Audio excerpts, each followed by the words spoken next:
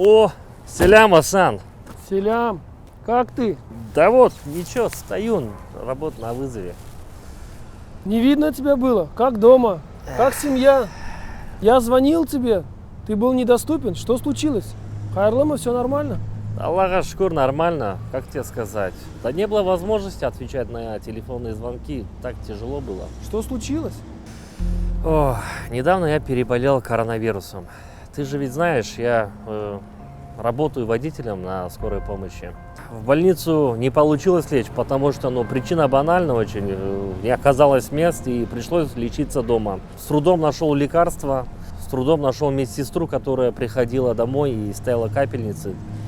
Не представляешь, сколько у меня ушло денег на это все лечение. Кошмар какой-то. Трудно очень. Я рад, что ты выздоровел.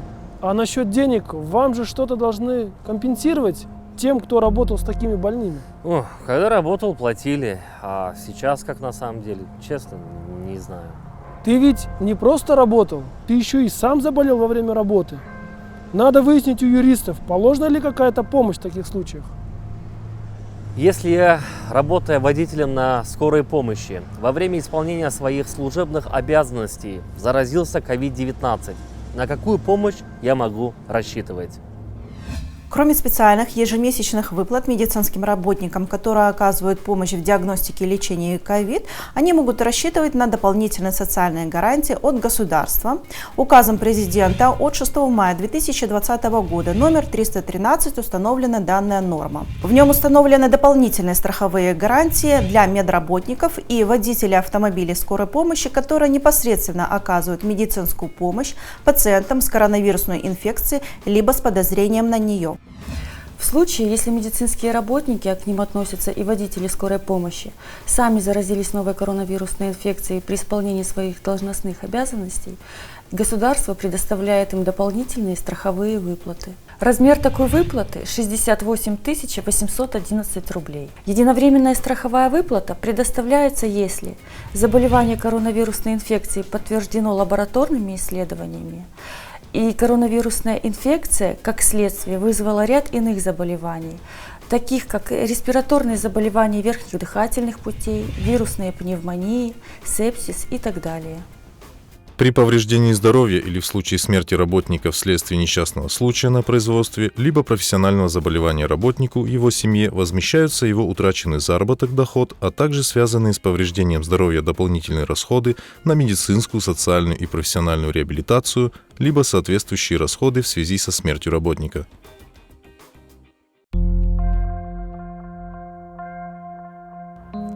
Мой друг Али выздоровел, заразившись ковидом от пациента.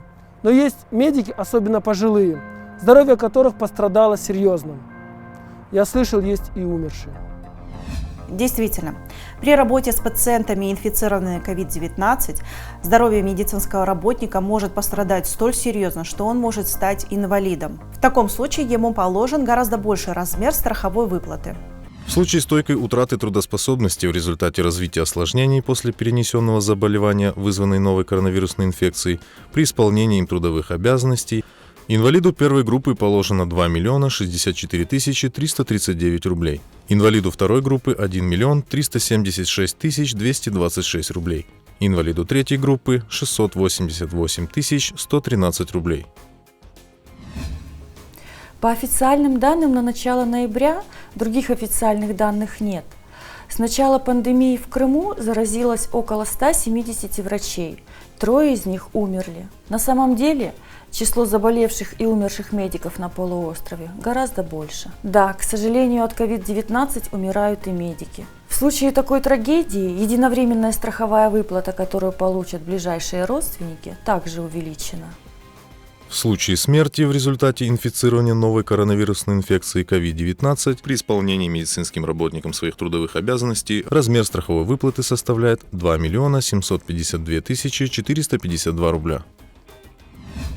В случае выявления у медицинского работника заболевания проводится расследование обстоятельств и причин профессионального заболевания, в том числе и новой коронавирусной инфекции. Расследование страхового случая проводится врачебной комиссией в течение суток. В состав комиссии входит не менее 3 человек из числа работодателя и представителя фонда социального страхования. В случае же летального исхода либо инвалидности в состав комиссии включается представитель Роспотребнадзора. По результатам расследования страхового случая в фонд соцстраха направляется справка, которая подтверждает факт перенесенного профзаболевания из-за коронавирусной инфекции. Фонд социального страхования в день получения справки подготавливает документы для осуществления единовременной страховой выплаты.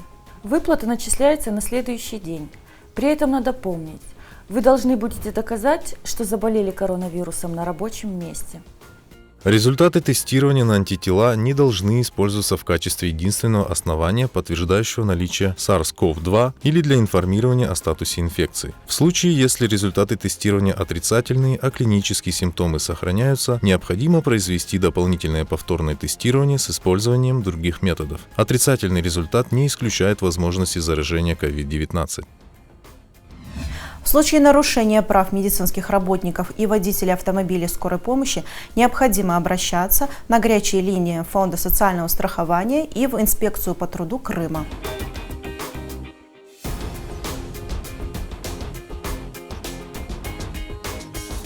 Важно помнить, назначенная указом президента единовременная страховая выплата для медиков и водителей скорой помощи – это дополнительная мера поддержки. То есть она производится не взамен, а сверх тех выплат, которые положены согласно закону об обязательном социальном страховании от несчастных случаев на производстве и профессиональных заболеваний. И, конечно, вне зависимости от единоразовой страховой выплаты медицинским работникам, которые оказывают помощь в лечении и диагностике COVID-19, им положены ежемесячные социальные выплаты. Согласно Октябрьскому постановлению правительства, они должны начисляться с 1 ноября 2020 года по 31 декабря 2021 года. Эти социальные выплаты заменят стимулирующие выплаты медработникам, которые осуществлялись по октябрь 2020 года включительно. Суммы выплат колеблются от 600 до 3880 рублей. С 1 декабря медработники и водители скорой помощи должны быть проинформированы о факте перечисления денежных средств через портал госуслуг. Знайте свои права и умейте их защищать.